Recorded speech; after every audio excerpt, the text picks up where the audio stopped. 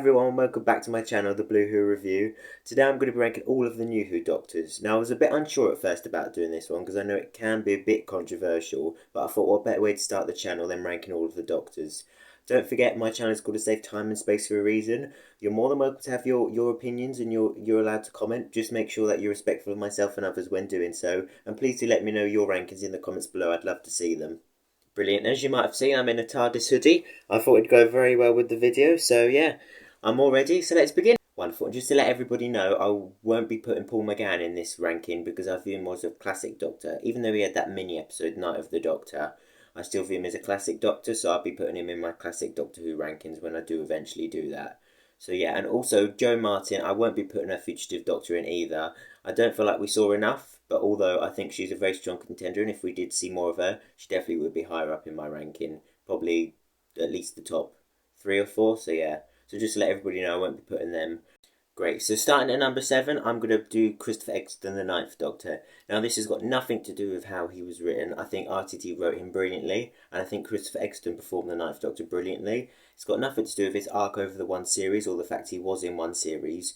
Just personally for me, he isn't my type of Doctor.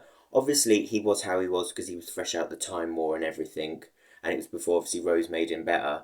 But I just don't enjoy the Ninth Doctor's betrayal sort of thing. It's not the betrayal, it's just more, I just don't like how the Ninth Doctor is. It's not even that I don't like how he is, it's just, I prefer a more happier Doctor, a more happy-go-lucky, someone you want to travel the universe around, someone who isn't always so down. Obviously he's down for a really good reason, but he just wouldn't be my Doctor I'd want to travel with. So that's the only reason I've got the Ninth Doctor at the bottom. But otherwise, he was written great. He was portrayed great. He was performed great. So yeah, that's just the only reason. But no, I think Chris Eccleston did do well. But in my ranking, I'm gonna have him at number 7 at the bottom. Right, and at number 6, we've got the War Doctor played by John Hurt. Again, he is a bit of a down Doctor, but although he's during the Time War, he is still quite, I don't know, warm, I would say. And he was nice to Clara and all that business. So I do feel like I like him a bit more. Plus, he was played by John Hurt, and John Hurt was a really good actor. So is Christopher Eccleston. So is all of these Doctors. But that's another reason why I put him in number 6. I just think he portrayed it good, and he was quite. I know he was like a granddad-like figure. A lot like how people would say William Hartnell was. So yeah, I like him. I do like him, but I'm gonna have to put him at number 6 just because we didn't see much of him, and also again sort of linking into the reason why I put the Ninth Doctor there. I just prefer a more happier Doctor, so yeah, that's why I picked him and put him there. Great, and at number 5 I'm going to do the 14th Doctor. Now this is more of a prediction than a ranking because obviously we don't know how he's going to be. The only information we do know is from that figure set that they released that I really want to get, and it gave a brief description saying the 14th Doctor is pretty much like the 10th. So judging by that, he isn't going to be much different. That's why I've put him so low down, because I've ranked the 10th Doctor already. So I think it'd be a bit unfair to put both of them up quite high as well. So I thought we'll leave him down there, because if he's going to just be doing the same thing, then it's not much different. I like the 10th Doctor because I grew up with him, so obviously I'm going to put him more higher up than the 14th Doctor because I'm not growing up with the 14th Doctor, he wasn't my first Doctor, whereas David Tennant was. So yeah, I would put the 14th Doctor as a prediction at number 5. Great, and at number 4 I'm going to put Peter Capaldi.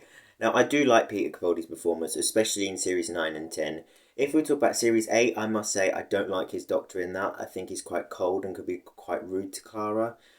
Not as necessarily rude, but I don't know. I just don't like the chemistry. I think a Doctor and companion should get on, unless there's a specific reason that they don't. I feel like what happened is what should have happened, I feel like, is in Deep Breath.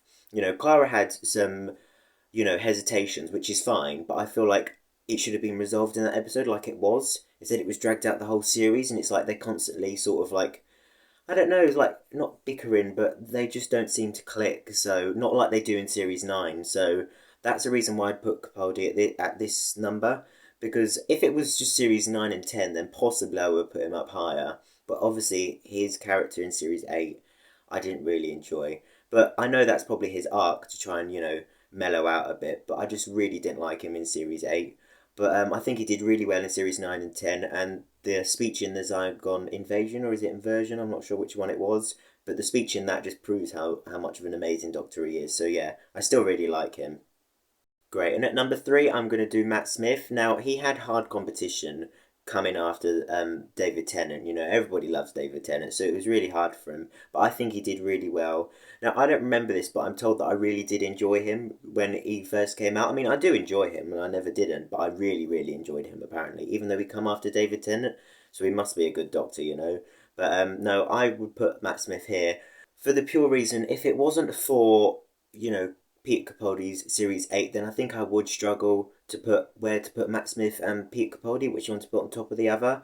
But for the pure reason that apparently I did really enjoy him when when it first came out, and because of Capaldi's Series 8, then I would put him like this. But no, I do really enjoy Matt Smith's Doctor. I think he's really good at the balance between, you know, being like a child at one stage, but then also being really serious at another. And I mean, look at his speech at the Rings of Akaten. I mean, that's just incredible. So yeah, he was a really good Doctor. So I put him up here.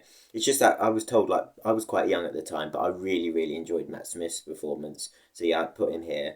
Great. And at number two is David Tennant. Now I do feel slightly guilty for putting him at number two for the pure reason is, you know, your first Doctor is always, you know, going to be one of your favourites, and I do feel good because for a long time David Tennant was my favourite Doctor. I went through the whole Matt Smith era and a lot of the Capaldi era, thinking, no, David Tennant's the best Doctor. No one can top him. You know, nobody can do it as good as him. But I grew out of that sort of like David Tennant era like hype, and I've moved on. But I still do really enjoy the David Tennant era. It's still probably my favourite. But I learned to appreciate the other series and what they've done, you know. But no, I put David Tennant at two for the pure reason is he was always my favourite Doctor, and he's the Doctor I grew up with, and he does the Doctor really well. I mean, most people would agree with that. He does really well. So I put him at number two. Excellent. At number one, of course, it means Jodie Whittaker. Now, I had no bias when Jodie Whittaker come in. I mean, I remember watching the video. I mean, it was sport for me that it was a woman, which I was really upset about. But I remember watching the video, and I didn't really know her. I mean, I watched her from Broadchurch years ago, but I didn't even notice it was her until people were saying it in the comments.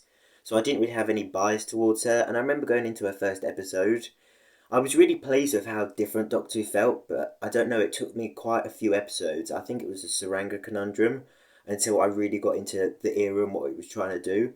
So at first, I didn't really click with her Doctor, but as time went on, I really went on to love her, and I love her so much, her Doctor, that she's beat David Tennant for me, just because I feel like she is everything that I would want to be as a doctor, except the bulky dialogue. You know, if I was to be a doctor, I'd like to be like her. I mean, I like her costume. I like Jodie Whittaker anyway.